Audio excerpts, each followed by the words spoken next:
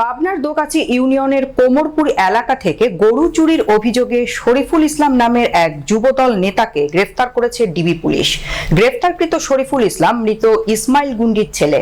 তার নিজ বিএনপি কার্যালয়ের নিচের একটি গোপন গোডাউন থেকে চুরি হওয়া গরু উদ্ধার করা হয়। পুলিশ জানায় সে কার্যালয়ের নিচে আস্তানা বানিয়ে চুরি করা বিভিন্ন মালামাল সংরক্ষণ করে রাখত।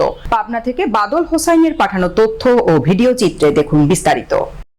পাবনায় গরু চুরির অভিযোগে যুবদল নেতা গ্রেফতার।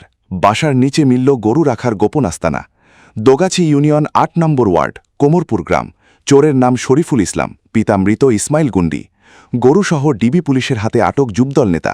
তার নিজ বিএনপি অফিসে কার্যালয়ের নিচে একটি গোডাউন তৈরি করে বিভিন্ন চুরি হওয়া মাল সংরক্ষণ করে রাখত।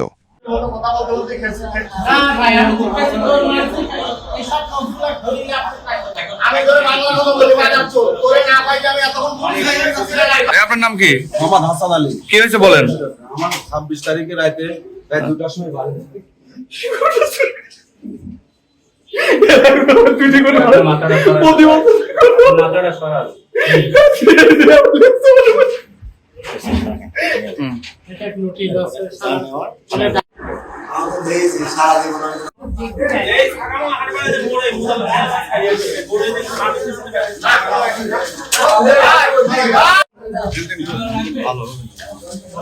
লাইট ক্যামেরা ক্লিয়ার নাই, লাইট রয়েছে না।